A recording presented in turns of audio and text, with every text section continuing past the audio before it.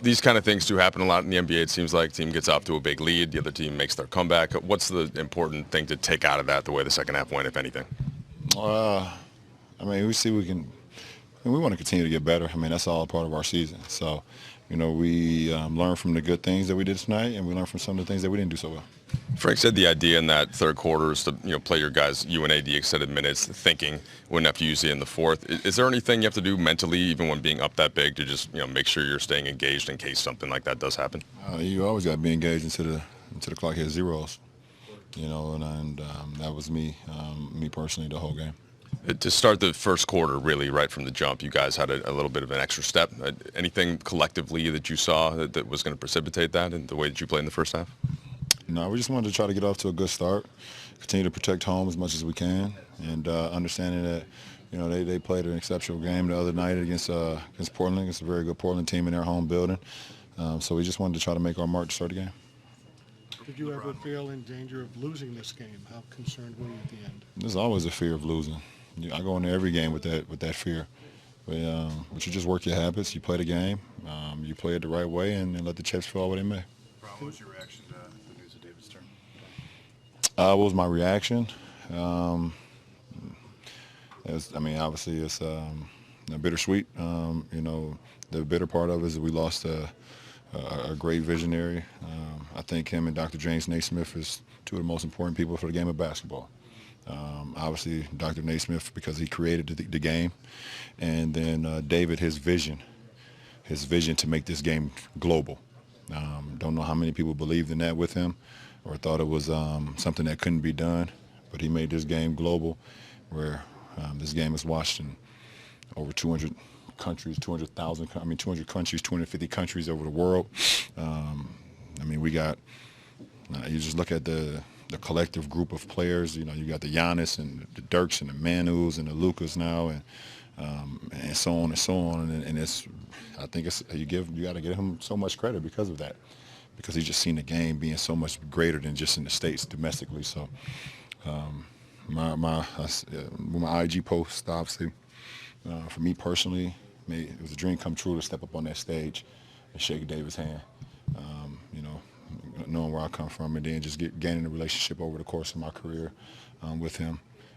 That's great, and my prayers and condolences goes to his family. Did he say anything to you that day? When he crossed the stage, it seems like he's always shared messages with guys in that moment. I don't know. It was such a blur. Yeah. I don't even know if I even heard my name being called. I think somebody had to push me up there. I was so ecstatic to be in New York City. It was my first time in New York City, I believe. Second time in New York City. But just being there with my family and my high school best friends and all that stuff, it was so much. So I know for sure I remember that handshake. I remember him giving me that hat. And I remember that handshake, and I would never, ever forget that. What do you learn about business? You know what? He did tell me something in the back when all the rookies was in the back. He told me he wanted to wear my suit one day. I won't forget that. He told me that in the back. He said, "You think I can borrow that suit one day?" I do remember that. In your mind, is he the GOAT among sports commissioners? Yeah, listen, he paved the way, and now we got another GOAT at the helm. He just, what he did for the game. I think he came in and it was like 80 what? I know the exact date when he became the commissioner of the NBA. It was 84 or something like that. It's almost like it was perfect time. It was like MJ coming in, and David takes over, and he just builds the game to a point where he knew that he had another successor behind him in Adam that could keep on going. But, his legacy will live on forever, especially in this game, that's for sure. Sport grew in your guys' time together. Did you learn anything about business in your time when you guys were on the opposite side of the bargaining table that you maybe take with you as you move on in your own? I don't know. I haven't really had a chance to kind of reflect on that as far as the player side versus the league side, with the coaches and the owners and all of that nature. I haven't really reflected on that, but we had our battles, that's for sure, trying to figure it out. But also at the end of the day, we also understood that we want to do whatever it takes to help grow the game. And that was the one common goal from both sides.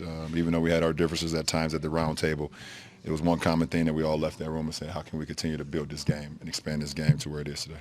Sorry about that. What did Phoenix do to get back in it, you feel? They made shots, we didn't get stops. That's simple. Yeah. Did they turn up the aggressiveness you felt like? No. They're just simple shots. No, they got in their early offense, but they made shots. I mean, that third quarter, I think they went for 38, I believe. You know, Book got going, got to the free throw line. Kelly got going as well. Aiden hit some tough shots, but I don't feel like they didn't turn up the pressure. We didn't really turn the ball over as much in the second half. I had 4 personally, but you know, we still was able to get some pretty good things offensively. Avery Bradley had a season high in points. You know what you're going to get from him defensively. If you can get that kind of production offensively, how much does that help? Yeah, we've been just trying to figure out ways how we can get him back going before the injury. The injury, you know, kind of had him out, got him off rhythm, and today we made a point of emphasis to get him the ball in his spots, and he took it upon himself to be aggressive, and it was great to see that, especially offensively. There's always that hope to find, you know, 5 minutes here, 6 minutes there over the course of a season, you know, to take off of your minutes played in any given game. How much do those stretches matter for you in terms of how fresh you can be in the playoffs and things like that?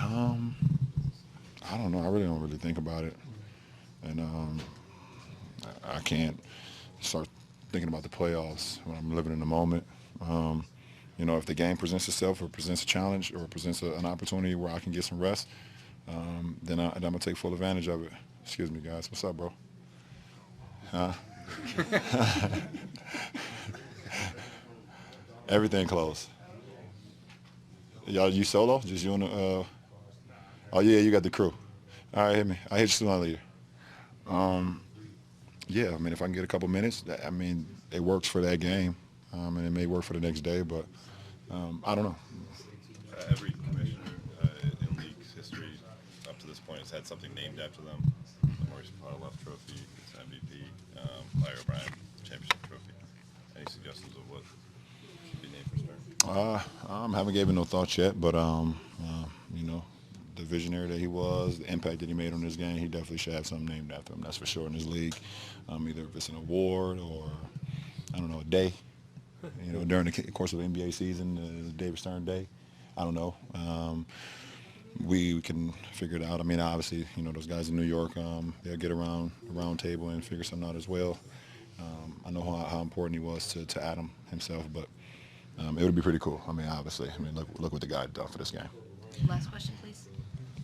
Do you, when Frank said his intention was not to bring you back in after he sat you heading into the fourth, I think, when you're in that kind of situation, do you mentally, is there a shift for you that, okay, I'm not coming back in, and do you have to reset yourself if you do go back in, or do you wait until? No, I said I'm going to stay ready.